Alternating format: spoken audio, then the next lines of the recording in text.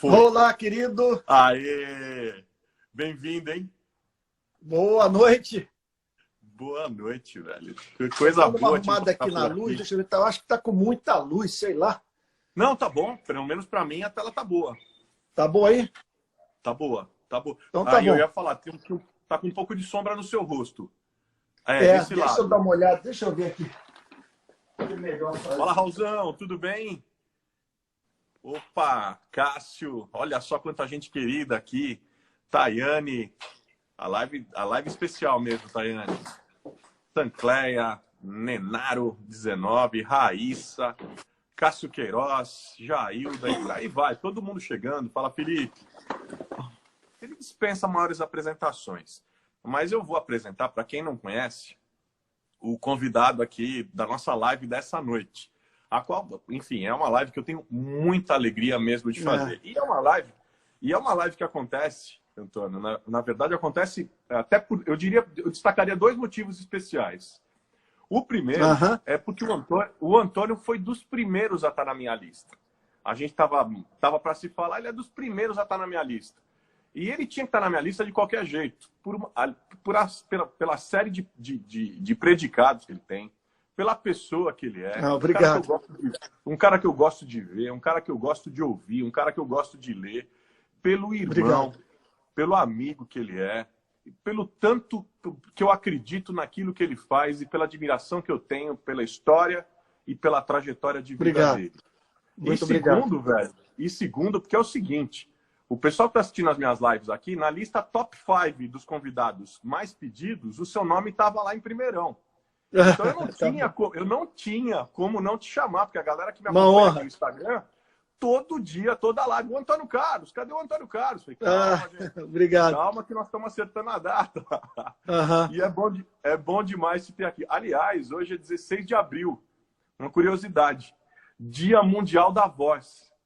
E a gente está com um cara, Antônio Carlos Costa, que eu diria que é uma voz imparável, irreprimível e incansável. Voz que nasceu 2 anos antes do golpe militar de 64. É verdade. Cresceu na ditadura e aprendeu desde muito cedinho que a voz podia ser para sempre utilizada para o despertamento da consciência de um povo. E ele tem usado a sua voz profética na sociedade e para dentro e para fora da igreja. Enfim, o Antônio é teólogo, pastor da Igreja Presbiteriana da Barra da Tijuca, fundador da ONG Rio de Paz, tem mestrado, doutorado em teologia na França, enfim, ele tem um monte de coisas.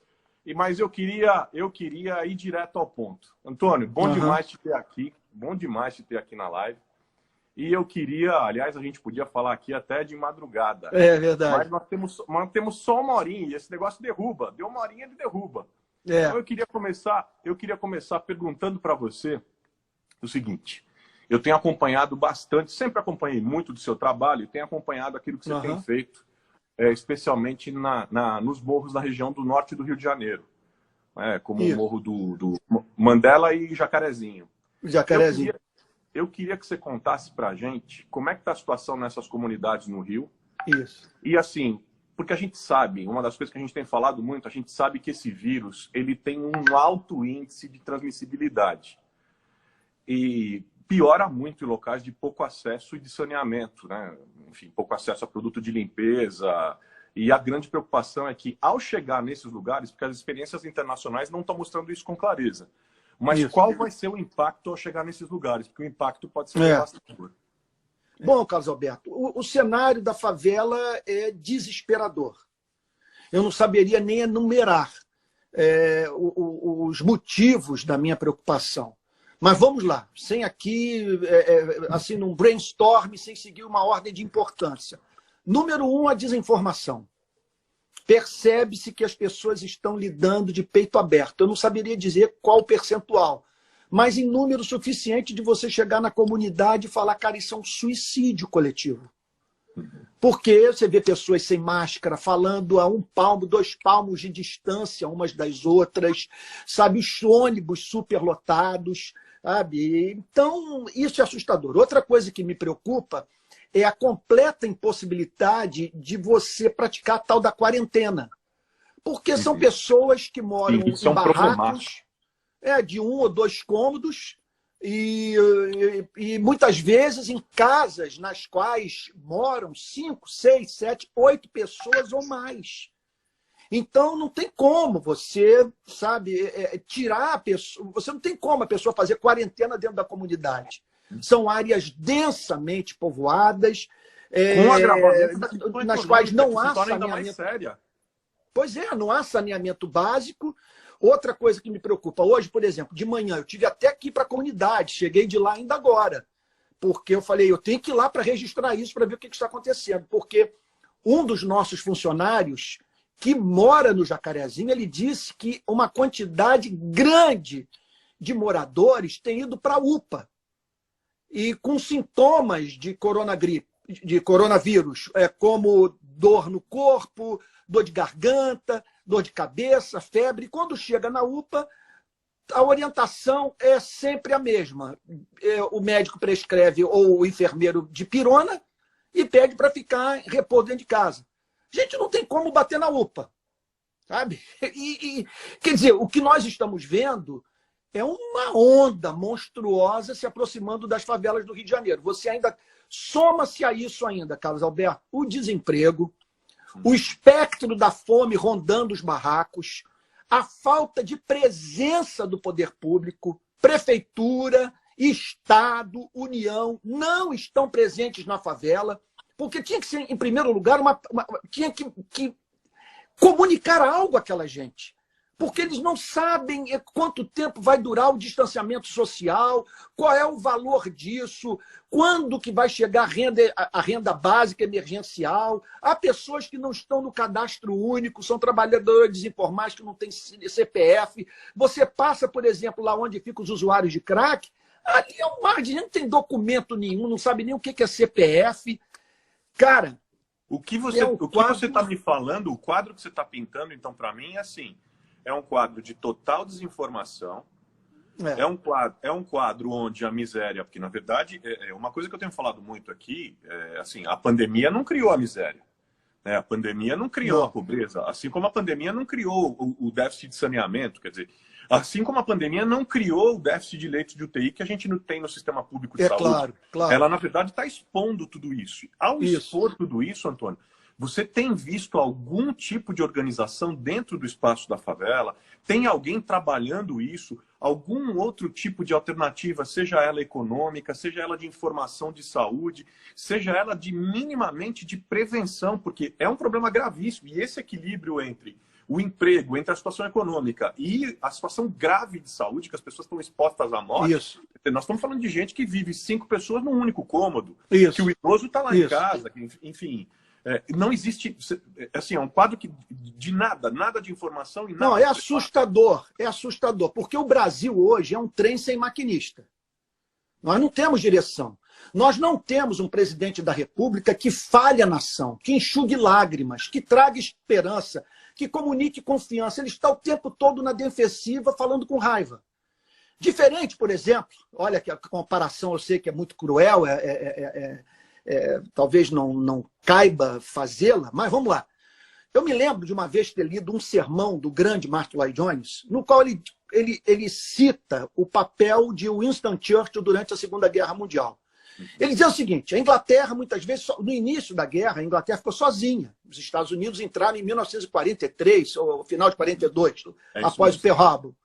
Então, ele conta que quando o Winston Churchill ia para a BBC falar, ele conseguia tranquilizar a Inglaterra inteira. E comentário, olha só o comentário dele. Ele não mudava os fatos.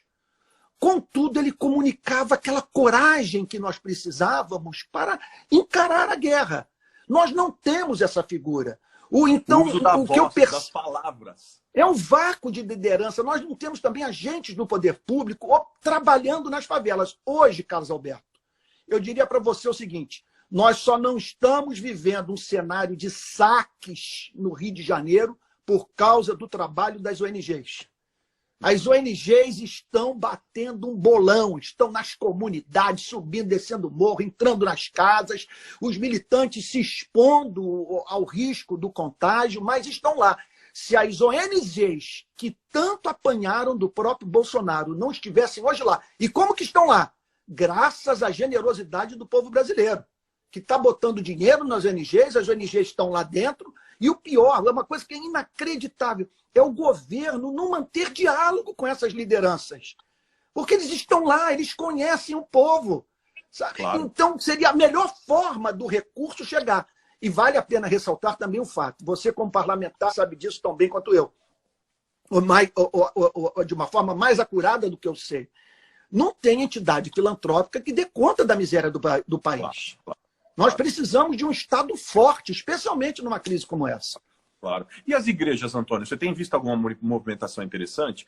Aqui em São Paulo, a gente está articulando uma rede de igrejas, já tem pelo menos 120 integradas, onde a gente fez uma ponte com o poder público, com a prefeitura. Claro que isso, de certa forma, se facilita pelo fato de eu até 10 dias atrás ser secretário municipal. Então, claro que isso ajuda na articulação, nessa ponte, no diálogo com a prefeitura. Isso. E essas igrejas abriram seus espaços, seus templos, para poder receber insumos, para armazená-los, para poder ser postos de vacinação, para poder ter espaços, inclusive, de abrigamento da população em situação de rua e distribuição de alimentos. E isso está crescendo aqui em São Paulo. Tem uma presença grande dos irmãos, dos nossos irmãos, especialmente nas periferias. Tanto de forma mais organizada, como eu estou te falando, como de forma mais espontânea. E aí, como é que está? Olha, eu não estou vendo... Agora, pode ser... Eu não quero que as pessoas, assim, avaliem o que está acontecendo com base no que eu vou dizer, porque eu não estou... Eu estou mais voltado... Você está falando do teu recorte, né? Das ONGs e tal, do que das igrejas. Mas das redes sociais eu não vejo. O que aconteceu foi o seguinte, a nossa igreja, lá na Barra, tomou a dianteira de oferecer o templo, a propriedade de estacionamento para hospital de campanha e distribuição de cestas básicas no Rio de Janeiro. Então, nós estamos preparados para isso, foi decisão já tomada pelo Conselho, a hora que qualquer esfera do poder público precisar, nós estamos ali presentes.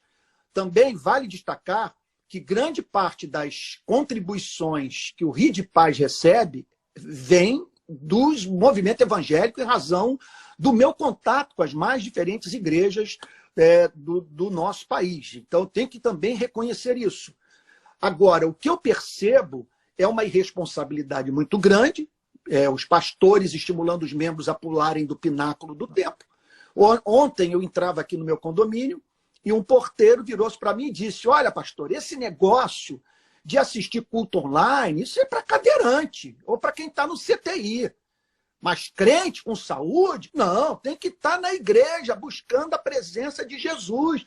Pastor, pessoas estão se convertendo, nós não podemos parar. E hoje, mais uma vez, eu passei ali do lado dele e disse, parceiro, Jesus não pede para a gente pular do pináculo do templo. Então, é claro, outra coisa também que eu acho que a igreja ela acaba desempenhando um papel que não ajuda, é quando ela se silencia nas horas em que o candidato que ela tanto apoiou toma a decisão que tomou hoje. Até agora, eu não entendo como que a igreja não percebe que ela está sendo cúmplice. Não estou generalizando, não posso falar de todas as igrejas. Eu sei que você e outros amigos aí de São Paulo estão falando, estão sendo voz profética, mas esse apoio efusivo, esse apoio acrítico, esse apoio institucional, num contexto como esse, torna esses setores da igreja cúmplices das mortes que estão para acontecer. Porque quando eu olho para o Equador, sabe, eu vejo o Equador dizendo, eu sou você amanhã. O que é aquele quadro? Agora, fala uma coisa para mim. Você é um cara que não foge à luta. Aliás, eu te conheci assim. Eu te conheci na luta. Te conheci numa convocatória, você fazendo uma convocatória, talvez há uns há quase 20 anos atrás, com relação à sensibilização contra a violência no Rio de Janeiro. Isso. Né? E por causa, aliás, por declarações, fica muito claro isso, inclusive por declarações como essas várias que você acabou de fazer. E também por causa das críticas que você faz a estruturas que são estruturas políticas, que são estruturas religiosas, inclusive estruturas religiosas das quais você também participa, que você teve e tem muita oposição. Isso. Eu vou dizer um negócio para você, meu velho. Muitos, em situações semelhantes à sua, abandonam o barco. Você sabe disso. Aliás, nós vimos vários abandonarem o barco ao longo desses anos. A minha pergunta para você é, por que você continua remando, mesmo com tanta força, contra a corrente? Olha, que pergunta maravilhosa. Quer dizer, você está me perguntando por que eu continuo na igreja, apesar de toda oposição. Olha só, vamos pensar no seu pai. Quando eu conheci o seu pai na década de 80, ele pregando com o reverendo Antônio Elias, seu pai estava longe de ser um militante político. Com certeza. Ele e o reverendo. Era um pastor evangélico típico. E a mensagem dele foi fundamental para eu conhecer o amor de Jesus. Então, portanto, eu não posso deixar de amar esse povo pelo fato desse povo não ter a consciência política que eu gostaria que eles tivessem. Porque foi esse tipo de gente que me levou a Cristo e durante anos eu me encontrei nessa mesma condição. E eu acredito, olhando do ponto que eu me encontro hoje para trás, que eu era convertido. Vivendo um cristianismo assimétrico. Sem noção política, nenhuma, alienado. Houve aqui massacre da Candelária, eu não fiz nada, vigário geral, eu não me pronunciei, queimados, eu sumi. Até que um dia eu passei a entender que não dava para dissociar o cristianismo das questões de natureza política e econômica. Outro ponto que me chama também a atenção é o fato de que essa igreja, com todas as suas dificuldades, com toda a sua esquizofrenia, me levou a Cristo.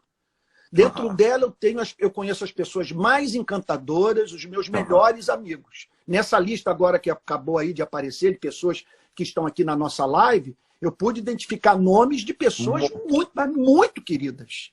A Fernanda Valim, aí de São Paulo, por exemplo, que trabalha conosco, que está agora. Isso é um anjo, sabe?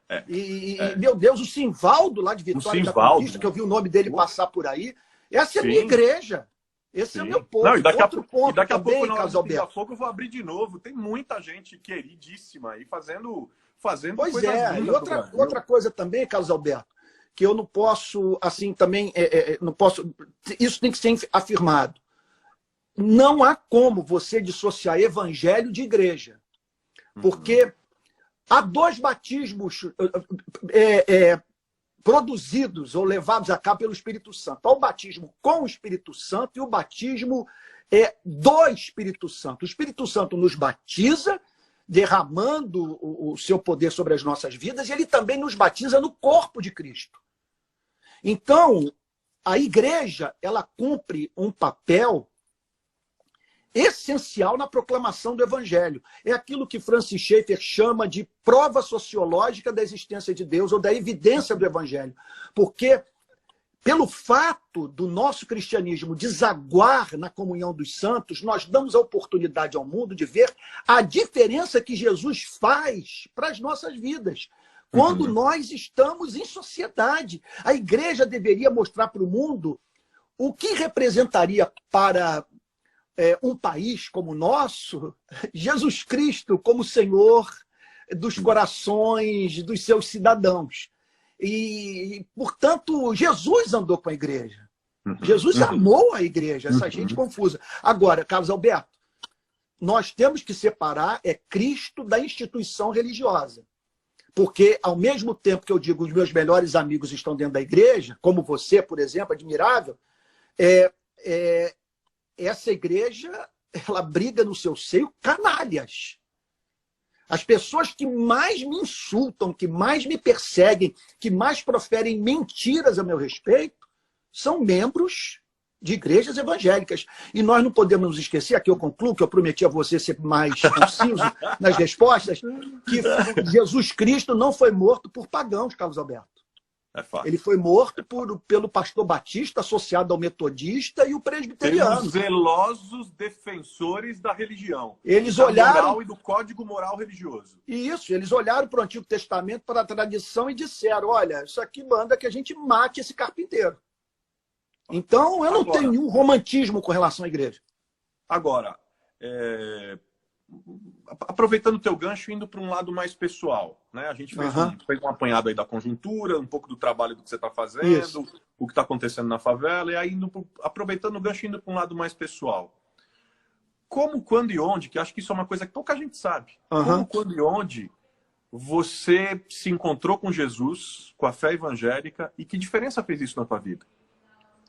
Olha, o que aconteceu foi que com 20 anos eu passei a me preocupar com as questões da filosofia.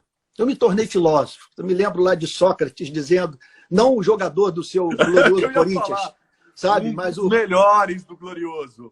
Pois é, mas o pensador grego, ele dizia o seguinte, uma vida não examinada não é digna de ser vivida. E a filosofia nasce do espanto. E então, com 20 anos, eu passei a me espantar com a vida e examinar a minha existência. E me deparei, surfista, não tinha nenhuma crise de autoestima, não estava vivendo assim um momento conturbado da minha vida, exceto pelo fato de ter passado a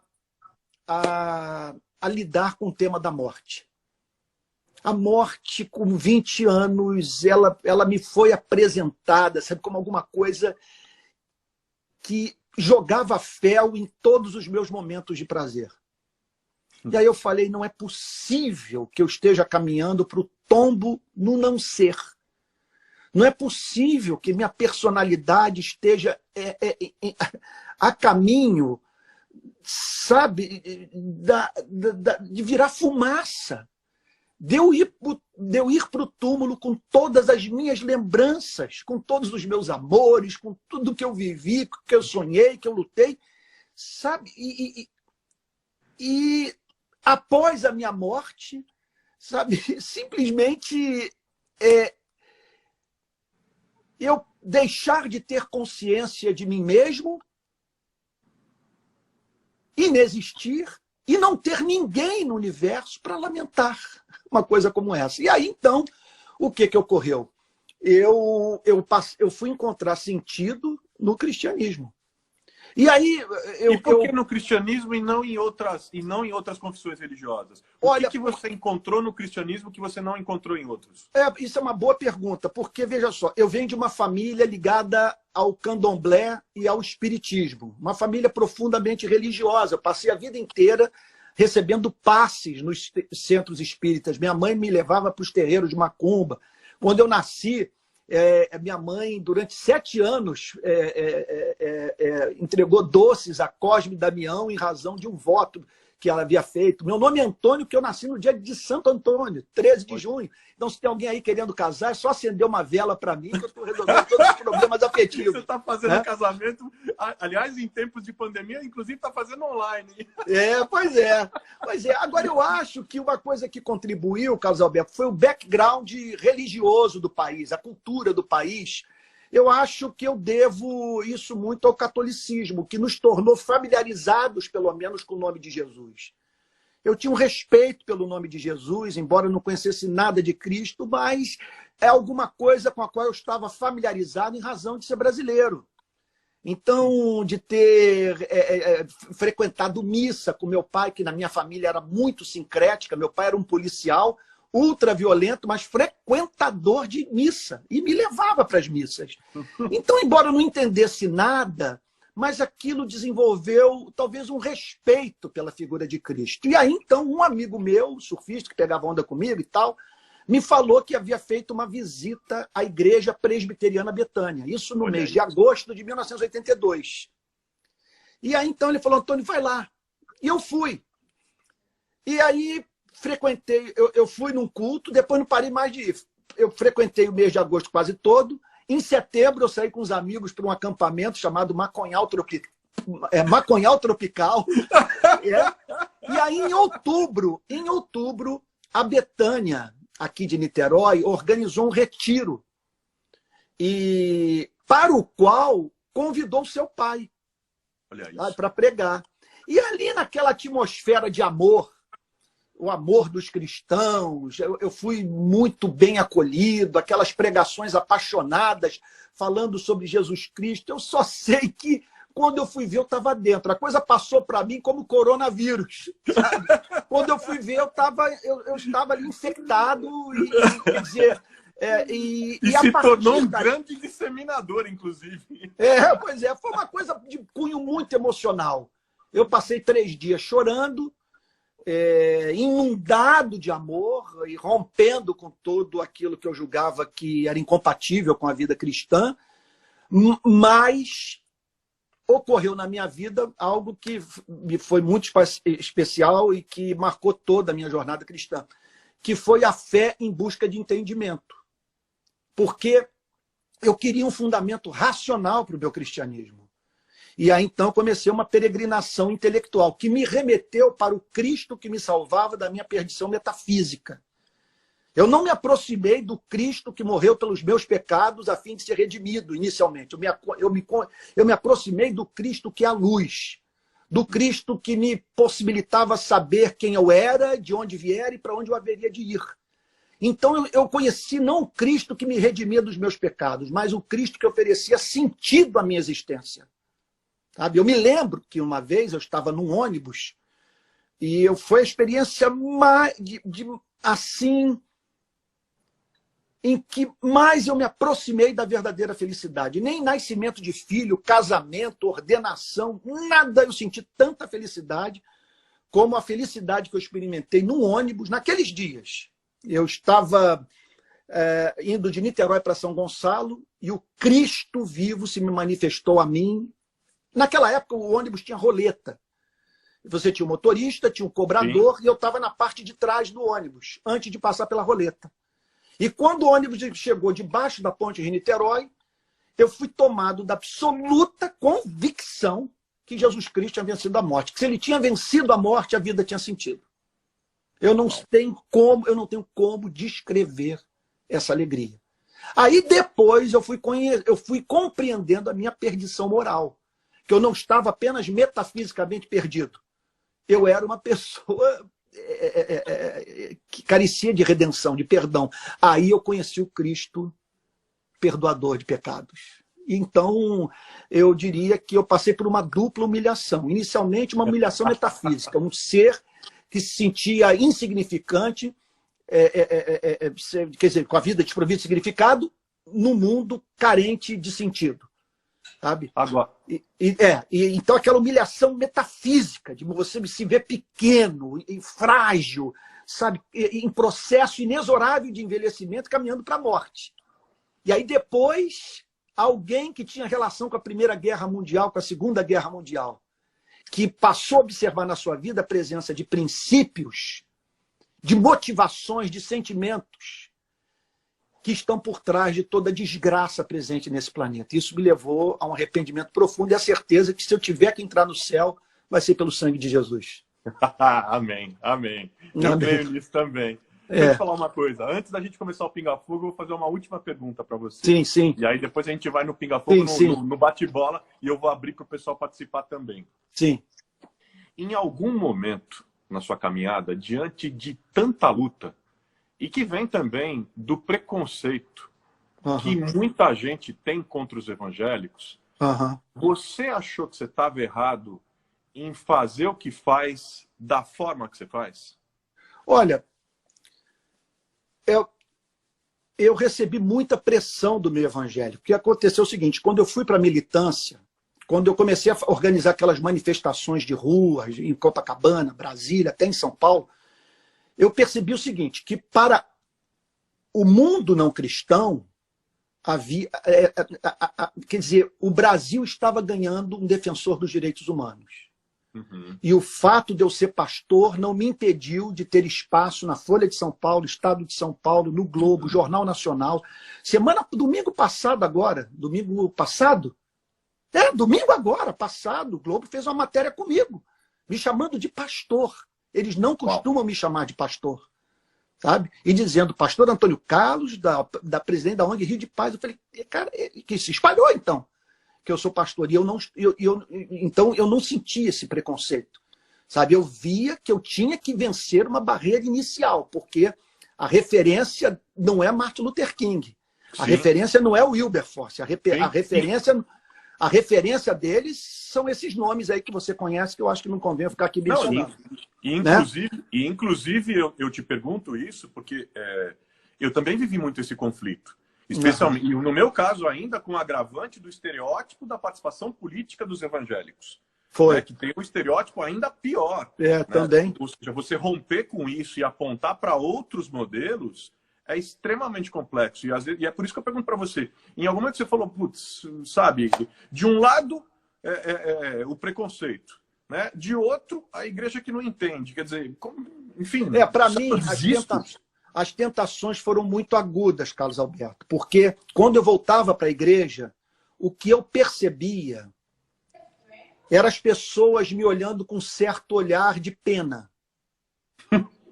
Aquele olhar condescendente, esse me marcou muito, porque era como se fosse assim, usando o linguajar que você conhece, né? O linguajar evangélico, ele saiu do mover. O Brasil perdeu um teólogo, perdeu um expositor bíblico, o Brasil perdeu um evangelista. Antônio caiu da cilada do diabo. E ele está a caminho de arrumar um amante e de se candidatar para algum cargo público. Sabe? E Antônio virou marxista, deixou de ser... tem essa também, né? Não, isso, essa, comunista. marxista. Aí começaram, então, esses rótulos. E aí, era tanta gente, sabe? Tanta pressão, que é claro que passa pela sua cabeça perguntas do tipo, Senhor, será que eu caí na cilada perfeita? Quer dizer, o que seria cilada perfeita? Eu ganhei espaço nos meios de comunicação do Brasil e do mundo, conseguindo fazer manifestações. A CNN, a Fernanda, que está aí nos acompanhando, ela recebeu um telefonema da CNN, da apresentadora, dizendo o seguinte, olha, nós queríamos fazer um ao vivo com vocês, porque a manifestação que vocês acabaram de fazer em Copacabana está no planeta Terra. Planeta Terra. Ela ligou e a Fernanda ficou 5 minutos no ao vivo. Você tem sintetizado, Antônio, perdão por te interromper um minuto, mas sim, mas você tem sintetizado de uma forma extremamente contextualizada o espírito profético. Você profetiza, quando eu nunca vou me esquecer, quando eu comprei o jornal Estado de São Paulo, e na capa do jornal Estado de São Paulo tinha centenas de cruzes cravadas na praia de Copacabana, dizendo para o governador do Rio que se nada fosse feito em termos de política pública para a preservação da vida daquelas pessoas, 3 mil pessoas morreriam naquele ano. Foi. Isso é profetizar. Isso e acho que assim, há uma dificuldade grande para se compreender isso no seio da igreja.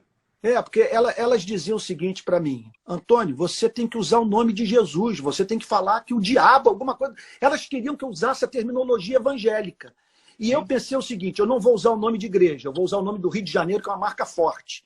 E vou associar a paz. A minha linguagem vai ser totalmente secular e eu vou dar um tratamento objetivo, pragmático, científico. Eu vou falar com base em dados concretos, ok? E num espírito cristão. O que significa um espírito cristão? Essa militância vai ter simetria. O meu conceito de direitos humanos ele não vai ser exclusivista. Eu vou lutar pelo direito do favelado, mas vou lutar pelo direito do policial. Por isso que o Rio de Paz se tornou a única ONG de direitos humanos identificada com a favela que faz manifestação em favor do direito da polícia.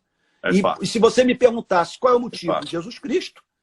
Claro. O motivo é Jesus Cristo. Quando eu comecei a pregar no BOP, e pessoas, houve quem dissesse, Antônio, você está beijando o chão do demônio. Você não pode botar o pé nesse lugar. Eu falei, eu não conheço locais profanos. Sabe, o Senhor Jesus é revelado nas Sagradas Escrituras como quem amou os policiais do seu tempo. Ele chega para um centurião que vira-se para ele e diz, Senhor, eu não sou digno de que entres na minha casa, manda ao menos uma palavra e o meu rapaz ficará curado. E o Senhor Jesus vira-se para todos e diz, olha, nem mesmo entre os batistas, nem entre os presbiterianos, nem entre os pentecostais, eu achei fé como que eu encontrei nesse sargento da Polícia Militar. Sabe? Boa. Então, eu aprendi Boa, com boa. Jesus Cristo a isso, a entrar nesses meios. E outra coisa, é como o reverendo falava para mim, que Jesus andava com os pecadores não para aumentar o número deles, mas para diminuir o número deles. Boa. Ó, é o seguinte, fazer o pinga-fogo. Nós Tá temos bom. aí 15 minutos. Eu vou fazer várias provocações a você. Tá bom, E aí é papum, papum, papum, tá bom, tá? tá bom. Eu estava pensando aqui, bom, vamos lá. Deixa eu abrir os comentários, se o pessoal participa também.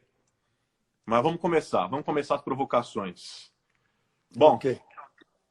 João Calvino ou William Wilberforce? Puxa vida, é Pelé e Garrincha, né? É isso.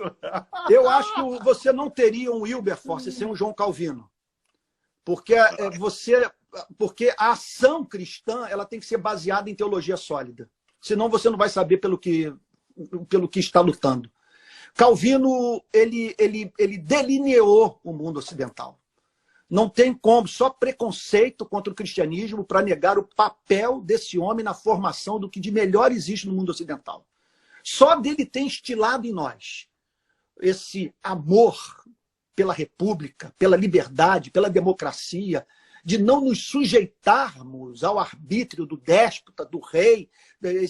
Só o fato de ter lançado as sementes contra o absolutismo, não é à toa que John Locke, filho de calvinistas, sabe? Então, é incalculável. Eu penso que Calvino é um dos grandes luminares da fé cristã, da história do cristianismo. Agora, o Wilberforce foi o que levou às consequências práticas. O Wilberforce. Isso é muito interessante. Minha maior referência política cristã, para mim, eu tenho. O Wilberforce, veja só, o Wilberforce é consequência da ação subversiva do cristianismo. O cristianismo não encarou, ele não bateu de frente com o regime da escravidão. Porque isso seria muito alarmante, isso poderia representar o fim do cristianismo, porque não havia espaço político, nem cultural, para alguma coisa tão avançada quanto aquela que o cristianismo propunha nas entrelinhas. Mas aí essa mensagem subversiva foi entrando na cultura até que 1.800 anos depois surgiu um cristão que pôde falar abertamente. Esse regime é de Satanás, dando uma de pentecostal. Aí a coisa desmoronou. Então a igreja tem que saber quando que a ação deve ser subversiva e quando a democracia permite que a igreja vá para a rua e marche. Lá vai. Bom, você é presbiteriano, né, meu velho? Dá-lhe provocação. Ashbel Green Simonton ou Augustus Nicodemos? Eu tenho que honrar um rapaz que largou seu país no século XIX, plantou o presbiterianismo, fundou um jornal, meu Deus, organizou um seminário teológico e morreu de malária com 29 anos, tendo plantado a igreja que me levou a Cristo. O Augusto Nicodemos foi meu professor. Eu conheço desde 1985. Em sala de aula, ele sempre me causou assim, uma impressão de um homem piedoso, Carlos Alberto. Sabe? E eu acredito que ele é um cristão sincero. Sabe? Adiante. Sabe? Vamos lá. Adiante. São Francisco ou Madre Teresa de Calcutá? São Francisco. São Francisco é a encarnação da missão integral, né, do cristianismo simples, daquele cristianismo que você pode viver quando não tem uma Patrícia ou não tem uma Adriane na sua vida, né? Porque dá para você viver aquela vida de peregrino, né, de voto de pobreza, quando você não tem mulher e filhos, né? Mas é uma figura extraordinária, é muito parecido com Jesus, né? Muito bom. Billy Graham ou John Stott? John Stott, sem a mínima dúvida. O John Stott falou para a América Latina. O John Stott, o Rio de Paz não existiria sem John Stott. O John Stott deu o fundamento intelectual para a missão integral sem se deixar contaminar pelo marxismo. Fato. Um milagre. Fato. Um milagre. Um grande cara. Sabe? Ele chamou a igreja para o compromisso com a justiça social, mas o tempo inteiro inteiro deixando claro que a missão principal da igreja é pregar o evangelho. Vou te Mas que fazer a pregação do evangelho deve produzir homens e mulheres justos. Vou te fazer a provocação que eu fiz pro Ed, tá? Tá bom. Silas Malafaia ou Papa Francisco? Eu me sinto mais próximo do Papa Francisco. Contudo, Lutero já profetizou 500 anos atrás. Não dá para você permanecer naquela estrutura. Por isso que eu confesso a você, Carlos Alberto, eu não replico nada do que ele fala. Porque não tem como você olhar para aquilo é o Mandetta. Não tem como permanecer nesse governo. E acredito que a atitude mais revolucionária do Papa Francisco seria dizer o seguinte: olha, embora dentro dessa igreja nós tenhamos verdadeiros cristãos, gente linda, transformada pela graça de Deus, o sistema de governo não pode ser encontrado no Novo Testamento. Ele traduz mais a vida no Império Romano do que a estrutura simples de uma igreja neotestamentária. Portanto, eu rompo com ele. Aí eu diria, ele ouviu Lutero. Vamos falar de direitos humanos. Papum. Damares Alves ou Sérgio Vieira de Mello? Sérgio Vieira de Mello. O Sérgio defendeu o que nós defendemos e sem usar o nome de Deus em vão, né? Então, Sérgio Moro ou John Wayne? John Wayne. O Sérgio Moro, quando ele aceitou ser ministro do Bolsonaro, de homem que apoia a tortura, que celebra o regime militar, ele ali, para mim, ele sepultou sua vida, a imagem que ele conseguiu conquistar como uma pessoa que estava indo de encontro a um sistema de 500 anos de corrupção no nosso país. Então, eu acho que ele se perdeu, infelizmente. Steve Jobs ou Bill Gates? Perdão? Steve Jobs ou Bill Gates? Steve Jobs ou Bill Gates? Cara, eu sou muito devedor aos dois. É difícil. Eu acho que a contribuição deles é uma coisa extraordinária. Eu agradeço a Deus pelo Steve Jobs. Por exemplo, a gente está falando aqui, eu estou usando o iPhone, eu não sei o que você está usando aí. Também, sabe? Mesma coisa. Pois é, eu sou um Apple maníaco. É a única área da minha vida que eu me permito consumismo desenfreado. Eles lançam uma engenhoca. Por exemplo, eu estou falando aqui com o iPhone 11. O 11 Pro. E quando eu vejo a imagem desse iPhone no Jornal Nacional, eu digo, valeu a pena o investimento. Sabe? Então, tudo é Apple. E o Bill Gates é impressionante o que ele tem feito no campo da filantropia, os investimentos. Sabe? E agora esse vídeo profético, né, que ele anunciou, acho que faz aí uns 10 anos, que a humanidade passaria por essa epidemia que está enfrentando hoje. Impressionante. Eu acho que são homens que a graça comum de Deus usou de uma forma extraordinária para trazer riqueza à vida. O pessoal entrou no clima aqui. A Flá Jimenez está fazendo uma provocação para você. R.R. Soares ou Edir Macedo? Olha, o R.R. Soares, eu tenho uma informação da empregada de um grande amigo meu, do jogador Jorginho, que foi tetracampeão. Ela foi empregada do R.R. Soares e falou que ele é uma pessoa gente boa, sabe? Dentro de casa, que ele vive uma vida simples, sabe? E minha mãe assiste o R.R. Soares. Esses dias ela foi numa reunião dele e falou: meu filho, eu fui num culto do R.J. Soares. Não, uma coisa mais engraçada é a minha mãe, outro dia ela ligou para um desses programas, eu acho que foi para a Universal, para o RR, e falou: não, olha, eu sou aqui, sabe, o problema é o seguinte, eu estou enfrentando um problema sério com um parente meu, já falei com meu filho é o pastor Antônio Carlos, mas não está adiantando nada aqui em casa, sabe? Então, não está ajudando nada aqui em casa, sabe? Então estou ligando para você para ver se vocês me ajudam. É uma figura, ela vai em tudo. O Matheus Moreira também está te provocando. Martin Luther King ou Malcolm X? Luther King, puxa vida, o Luther King faz parte do meu cano.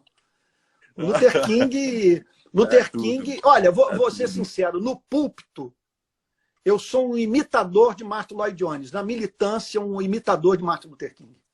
Ah, ele é o cara. Ele é o cara. É. Música, de música. MPB, bossa nova, tropicalismo ou Clube da Esquina? Clube da Esquina, sem a mínima dúvida. Milton Nascimento é o maior compositor, é o maior intérprete da música brasileira. Voz, tudo. Rock, jazz ou blues?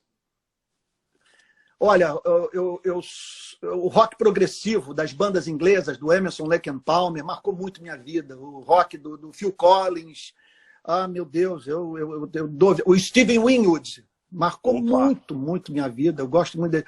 Eu sou eclético. Se você for no meu iPhone, você vai dizer o seguinte: se você pegar o meu iTunes, você vai dizer esse cara é um esquizofrênico, porque tem samba enredo da União da Ilha de 78. Você vai encontrar bar, eu ouço muito bar, você vai encontrar muito rock progressivo, jazz, blues, até country music, sabe? É interessante, você vai encontrar João Nogueira, pai do Diogo Nogueira, eu gosto muito. Eu tenho dificuldade com funk, não condeno, não estou condenando. O sertanejo e o pagode. Não estou condenando, só estou dizendo que não entrou, eu ainda não consegui treinar o meu ouvido. Outra provocação.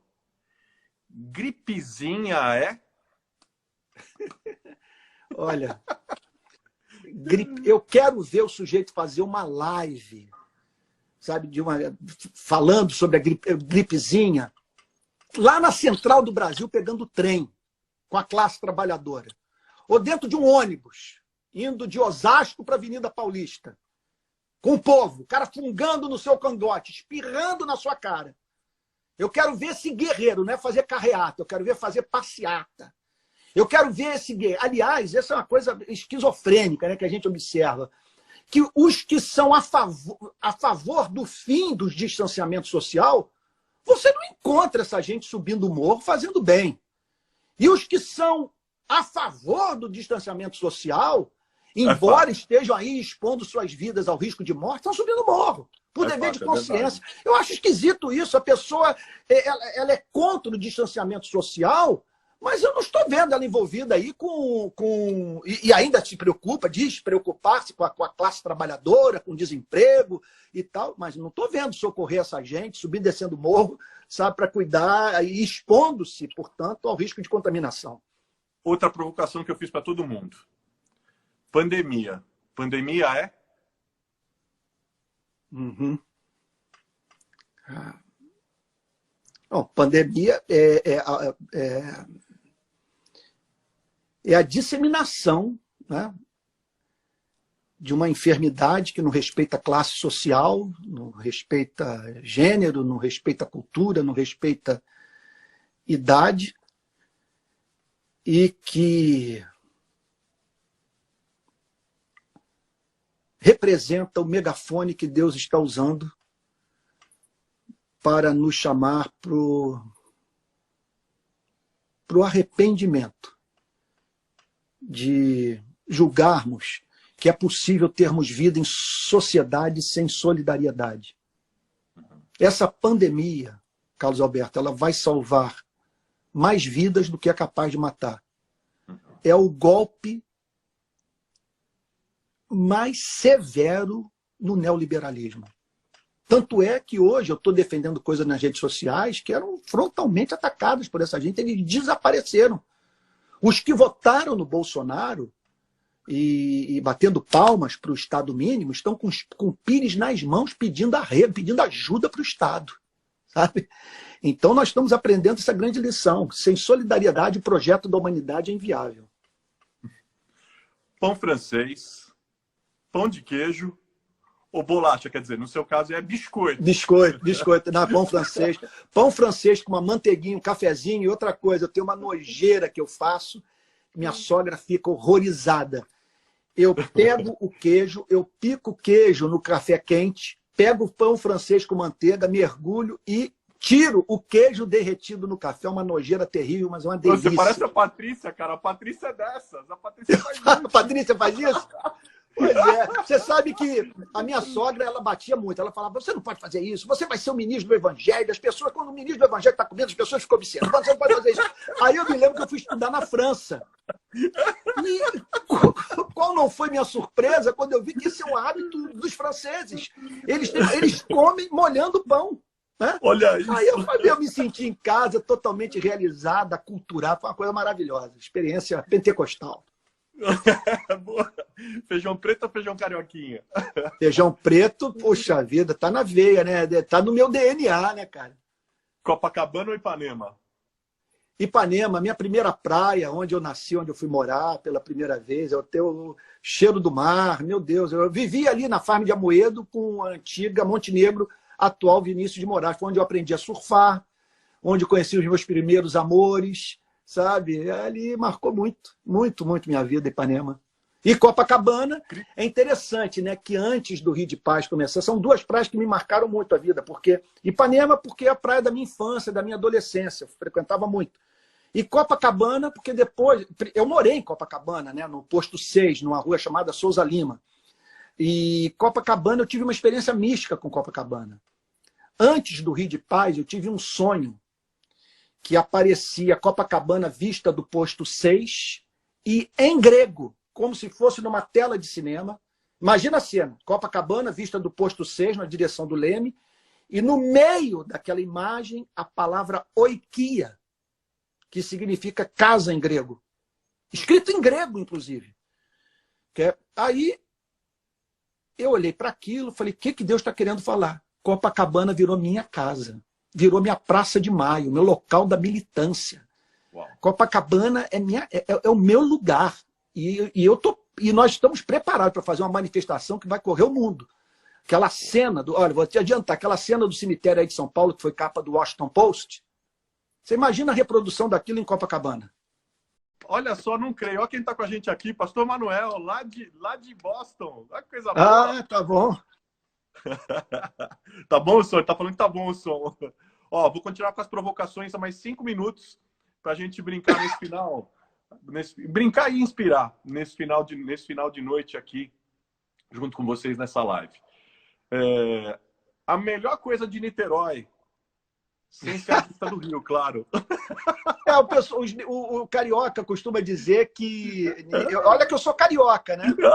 Mas o carioca costuma dizer que Niterói é a cidade de sorriso, né? Uhum. E eles dizem que Niterói é a cidade de sorriso, porque quando o carioca pergunta onde nós moramos, a gente responde, Niterói. Mas o carioca costuma dizer que a melhor coisa de Niterói é vista para o Rio. Mas a Fernanda Valim, que está aí, ela pode falar de Taquatiara, pode falar das praias. Eu acho que as praias da região oceânica são extraordinárias. Eu moro a 15 minutos delas. É muito legal. Fala outra coisa para mim. Utopia para realistas é?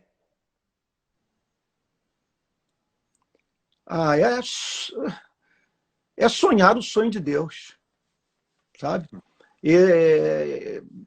Nós não podemos nos esquecer jamais que vivemos num mundo no qual o inimaginável ganhou concretude a partir da ação desses loucos que ousaram sonhar. Sabe? A queda do regime absolutista, por exemplo, dos regimes absolutistas, a chamada divisão tripartite de poder, poder executivo, legislativo e judiciário, isso é uma coisa de gênio. Hoje ter uma Angela Merkel, houve um tempo que as mulheres não podiam votar. E agora você tem a Angela Merkel. Faz tanto tempo assim, né? Essa referência de estadista. Os melhores estão enfrentando a pandemia, os 8 melhores são governados por mulheres. É impressionante. Pois é, uma coisa impressionante. Então, eu acho que dá para sonhar. Então, se você me perguntasse, minha utopia, no meu mundo, todo mundo teria tempo para transar, para literatura, para poesia, para o contato com a natureza, para a igreja, para a comunhão dos irmãos, para ler a Bíblia. Porque no meu mundo, ninguém trabalharia os 3 expedientes, nem 2. Ou você trabalharia pela manhã, ou à tarde, ou à noite. Então, vamos dividir o dia em 3 tempos. Um tempo você dedicaria para o trabalho. O outro para você mesmo, para você desenvolver talentos, aptidões, dominar um novo idioma, sabe? Como eu, por exemplo, que fui descobrir o talento para fotografia depois de velho. Isso é legal pra caramba. E por fim, o último Aliás, tempo... fotografa bem pra caramba. Eu vejo suas fotos de vez em quando. Obrigado. E o último período eu dedicaria... Bem, velho. Muito obrigado. Eu amo muito. Eu aprendi com os fotógrafos aqui do Rio de Janeiro. Eu me tornei amigo dos melhores fotógrafos do Brasil por conta da cobertura do Rio de Paz. Felipe Dana, Sérgio Moraes, Ricardo Moraes, Wesley Marcelino, Márcia Foleto, que foi comigo para a favela agora, do Globo. Eu me tornei amigo de toda essa gente. Final do ano, eles marcaram um churrasco com cervejada, aquela coisa toda.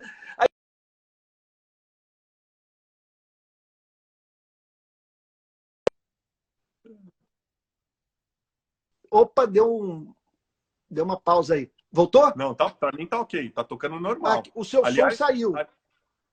Agora eu tô ouvindo. Então, eu conheci. Agora, e aí o terceiro período eu dedicaria para relacionamento. C.S. Lewis diz a seguinte coisa: não me interessa modelo político-econômico que não me permita ter tempo para tomar chá com um amigo.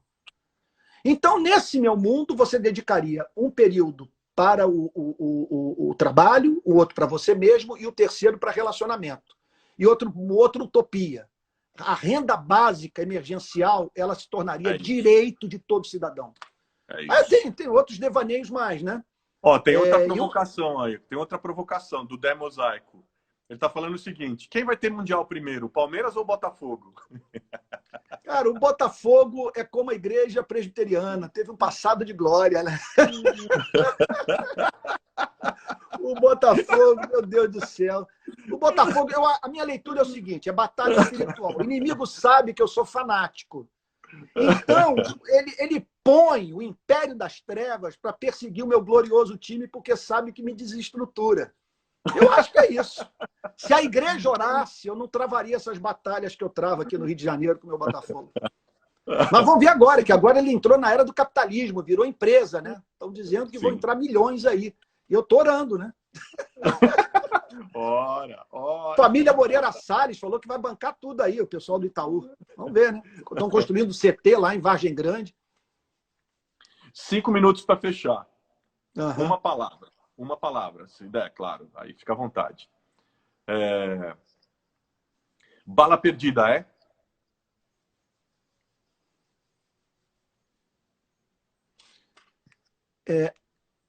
Conivência da sociedade com política de segurança pública irresponsável, que faz na favela o que não tem peito para fazer na Zona Sul do Rio de Janeiro. Sua conversão à fé cristã foi? O fato mais extraordinário da minha vida. Sem a mínima dúvida. Hoje, Carlos Alberto, sem Jesus Cristo, eu acho que eu entraria em colapso. O evangelho hoje sustenta a minha sanidade mental. Olha para essa pandemia. Como não enlouquecer com isso? Como não enlouquecer com o fato, né? Porque você sabe que eu tenho 57 e tenho uma filha de 9. Né? A probabilidade é grande dela viver a maior parte da vida sem o meu cuidado. Eu vou bem antes dela. Eu só não enlouqueço porque creio nesse Deus que Jesus Cristo me ensinou a chamar de Pai. Imagina, Carlos Alberto, você também tem filhos. Sim. Pensar que um dia nós vamos nos separar de tudo e de todos que amamos. Cara, se não há esperança para isso, comamos e bebamos que amanhã morreremos. É por isso que eu não consigo me dedicar apenas à militância. Tá? Por isso que eu continuo pregador. Porque nem só de pão viverá o homem, mas de toda palavra que procede da boca de Deus. Amém. Amém. O Vitor Lisboa tá pedindo para você uma palavra para os jovens vocacionados. Morra de tanto estudar, depois ore para viver. Spurgeon, a frase não é minha, de Charles Spurgeon. Boa. Presença de Deus é? Como diz o velho hino presbiteriano, comunhão deliciosa da minha alma com a luz. Conhece o hino? Preciosas são as horas na presença. Preciosas são as horas na presença de Jesus. Comunhão deliciosa da minha alma com a luz. É lindo. É a minha divina delícia. Como diz o hino do Paulo Brito, aqui do Rio, médico, da Maranata. Sim. Como é que ele diz? Se vens, o nada em tudo se transforma. Se essa vens, música é Senhor, linda. se vens, não há mais dor. Eu Se lembro da minha vens, infância. se vens, Senhor, se vens, não há mais dor. Se vens, se Em vens, mim, o paraíso em mim se forma. É isso, é Essa isso. presença não É tem lindo. nada mais doce. Testemunho. Testemunho é Manifestar a beleza de Jesus Cristo. violência. Violência é? A perda da percepção da santidade da vida humana. A gente está em quarentena e eu também tenho feito aqui, sempre pedido uma dica. Um livro, é difícil, enfim, são centenas, um livro e uma série. Pode ser o que você está lendo, pode ser Olha, o um que você mais livro... curtiu ultimamente, enfim, o que mais te tocou ao longo da vida, enfim, um livro e uma série. Uhum. Olha, uma série... Olha, eu vou falar do cristianismo, que é a coisa mais importante da minha vida. Poderia tirar uma onda aqui de Filó, tem livro pra caramba aqui, tem tudo que é coisa. Mas eu diria que um livro, Pensamentos de Blaise Pascal, marcou muito, muito minha vida. E a série de Romanos de Martin Lloyd Jones. É teologia, história da teologia, teologia bíblica, sabedoria acumulada de séculos, um espetáculo, aquela coleção de Martin Lloyd Jones sobre a carta de Paulo aos Romanos. Muitos dizem que ele é prolixo, eu não acho. Eu acho que ele não acho que ele seja prolixo, eu acho que ele é um mestre. E o mestre ele tem a tendência de repetir o que falou por julgar é essencial. Então, o Martin Lloyd Jones Às vezes eu prego, eu não sei mais o que é meu, o que é dele. Agora, eu poderia mencionar muitas coisas, tem muito tesouro, né? Muito tesouro. Uma série. Uma série de pregações? Não, uma série dessas do Netflix ou do Amazon, enfim, alguma coisa que... Olha, o meu filho está falando muito da The Wire, né? O grampo lá da HBO, Go, HBO. Eu estou doido, o Barack Obama recomendou, que é sobre a relação da polícia e o tráfico de drogas em Baltimore. Uau. Essa série é estudada nas universidades americanas. Eu estou para iniciar. Eu comecei a ver agora Freud, mas não gostei. Eu vi as duas, os dois, como é que se chama? Duas temporadas daquele do... Oh, meu Deus. Qual? Que fala sobre o presidente dos Estados Unidos, que ele morreu não, que acabou se envolvendo com algum escândalo sexual, o autor principal. Qual é o nome da série, meu Deus? É a... Não é? Meu Deus, me esqueci. É com Kevin Spacey. Ai, meu Deus do céu, eu sei. House of Cards. House of Cards. Meu filho está aqui, o Pedro está aqui, o Pedro está na live, Pedro HBO, The Wire. Tem que assistir. Boa. Essa foi uma boa dica. É uma aula de sociologia, um curso completo de sociologia. Boa. The Wire. Outra provocação. Quando o escárnio vence o cinismo Por que eu estou falando isso? Em razão daquela declaração famosa da ministra Carmen Lúcia, lembra que ela falou: a maioria dos brasileiros acreditou no mote de que a esperança tinha vencido o medo.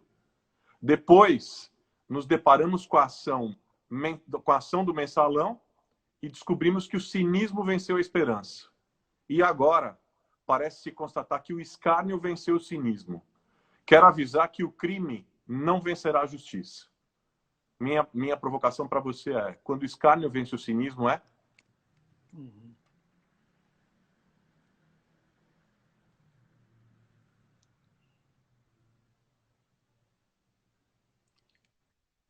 É o colapso de um sonho, de um povo que perdão.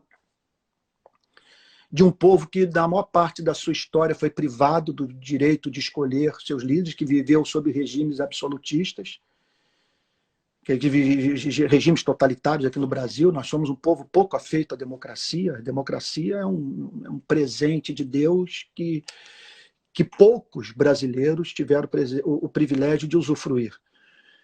E nós estamos hoje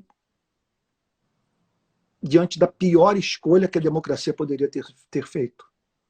É algo assustador, porque é impressionante que nada na vida desse homem é velado, é tudo escancarado. Isso ninguém pode acusá-lo, sabe, ninguém pode acusá-lo de não ser explícito nas suas intenções. Ele é tão explícito que as pessoas não acreditam que ele esteja falando a verdade.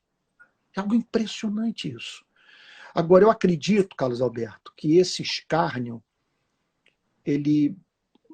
a gente observa na história esse movimento pendular. Sim, então, sim, ele é sempre muito claro.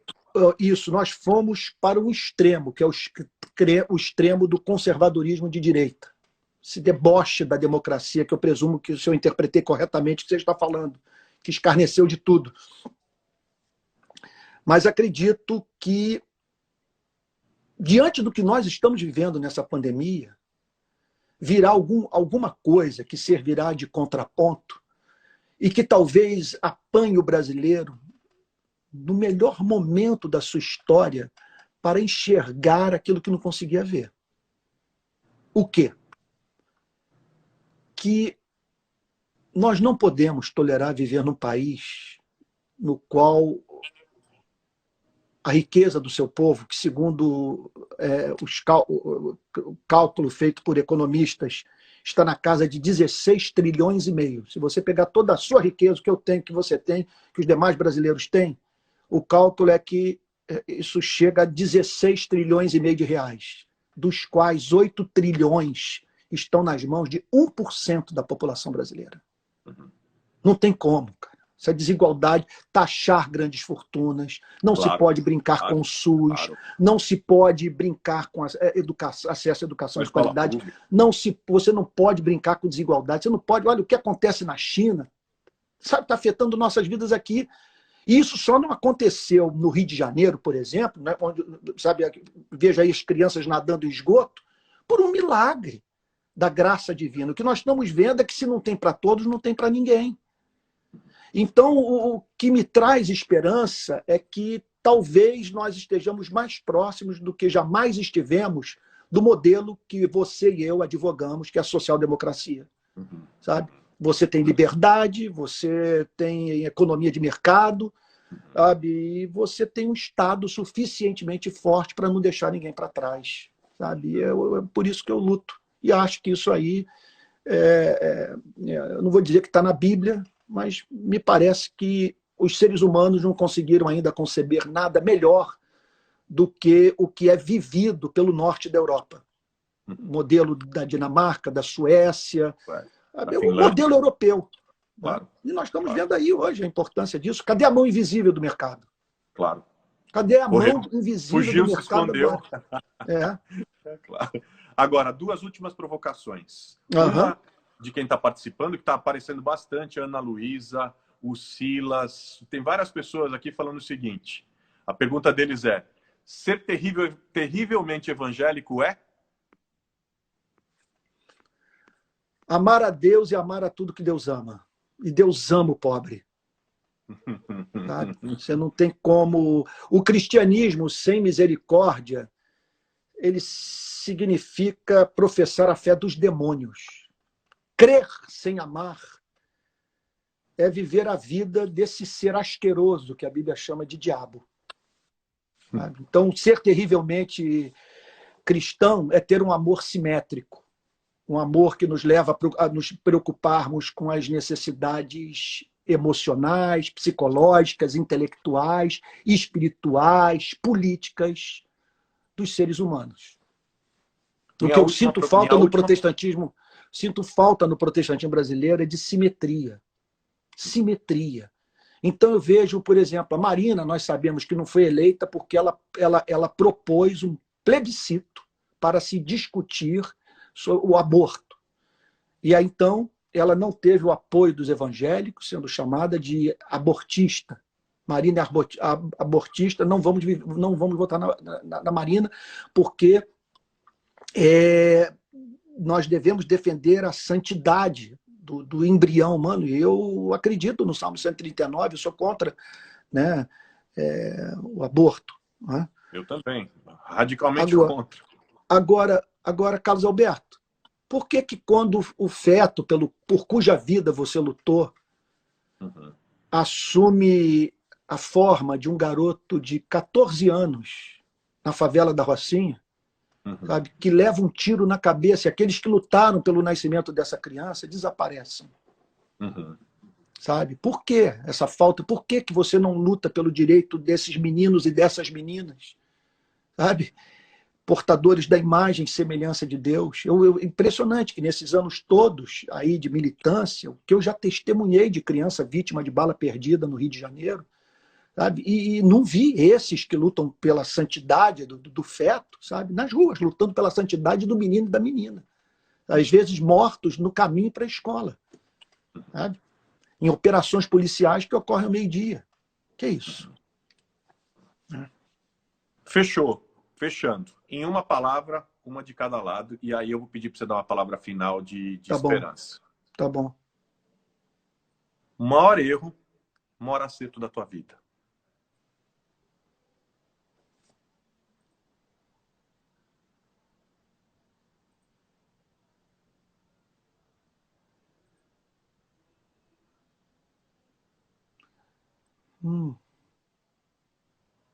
Eu acho que me faz sofrer muito eu não ser a pessoa de oração que eu gostaria de ser, de não ter sido o melhor marido, de ter queimado etapas, eu acho, na vida dos meus filhos em razão do ministério. Me arrependo muito de ter ignorado o problema do pobre, da desigualdade, da violação de direitos. Eu só fui entrar na militância, Carlos Alberto, com 45 anos. Sabe? E eu me converti em 82. Entre 82 e 2007, o pau quebrou no Rio de Janeiro. E minha vida era do púlpito para casa, da casa para o púlpito. Então, aqui tem muitos arrependimentos. Sabe? Agora, E acertos? acerto foi aquele dia que fui para a praia de Copacabana, finquei aquelas cruzes para protestar contra as mortes violentas, a letalidade no Rio de Janeiro. E a partir dali, eu acho que Deus me deu graça com essas manifestações de despertar número incontável de pessoas para essa militância. Eu acho que também, você me perdoe aqui a falta de modéstia, eu acho que foi uma coisa que, assim, que ajudou o jovem cristão a entender que o cristianismo não é ópio do povo, sabe? Hoje, e eu acho que a sua militância, me permita dizer, e o que Deus tem feito conosco, com a Fernanda, que está aí nos acompanhando, entre muitos outros irmãos, sabe? É dar o direito de um aluno hoje do ensino médio ou numa universidade dizer, olha, as acusações que o senhor está fazendo contra a igreja pecam por generalizarem, pois eu posso apontar nesse país para a vida de pessoas que não vivem o que o senhor está denunciando hoje em sala de aula. Eu fico também feliz de saber que, muito embora no primeiro turno das eleições para presidente da República 73% dos evangélicos tenham votado no Bolsonaro, houve quem resistisse. E não foram poucas as vezes que eu vi jovens nesse Brasil podendo indicar, inclusive, nomes, sites, artigos, blogs de evangélicos que tiveram uma posição clara nesse período. Então, é isso. É isso. Ah, cara, obrigado. Aliás, vamos fechar com uma palavra. Sabe que esses dias... Ontem eu estava numa live com o Marquinhos Botelho. Acho que você vai estar com ele também. Sim, sim. Querido. A gente teve uma live, aliás, uma live divertidíssima, que eu não morri de rir com ele. Ele era uma figura, né? E eu estava na live dele, no perfil dele, no Insta, e aí ele me falou, dá uma última palavra, uma palavra que você daria nesse momento, né? E aí eu me lembrei de uma palavra que a gente usa muito em aconselhamento, aconselhamento médico, psicológico, cristão, para quem está desesperançado e querendo terminar com a vida. Porque normalmente quem quer se suicidar não vê mais saída. Não vê mais saída. E a palavra que a gente sempre usa vai passar. Isso. Talvez você não esteja enxergando, talvez você não esteja vendo, mas a gente segura a mão e está dizendo, ó, tô junto e vai passar. Isso. E eu terminei a live com ele dizendo exatamente isso. Falei assim, ó, ele me perguntou a sua palavra. Eu falei, ó, a minha palavra vai passar. Isso tudo vai passar, né? E eu queria pedir exatamente isso para você. Eu queria pedir para você uma palavra, para todo mundo que está com a gente, todo mundo que foi até essa hora aqui com a gente, mas uma palavra para todo mundo que tá Carlos Alberto, momento. Eu acho que nós estamos precisando de duas espécies de esperança. Nós estamos precisando de uma esperança de natureza política, de que o que está aí vai ser banido da vida pública, vai ser apagado da história do nosso país. Então, eu tenho a esperança de que essa pandemia... Muitos amigos meus dizem que eu sou um romântico, um sonhador, desconectado da realidade. Mas eu tenho esperança que essa pandemia vai fazer pela nossa geração o que a Segunda Guerra Mundial fez pelas gerações, pelos que nos antecederam, né? pelos baby boomers e os pais dos baby boomers, que os levou a entender que nós precisamos lutar por modelos de sociedade solidários, que com economia, com desigualdade, com miséria, não se brinca. Porque um mundo de desigualdade funciona como parteiro, como obstetra do crime.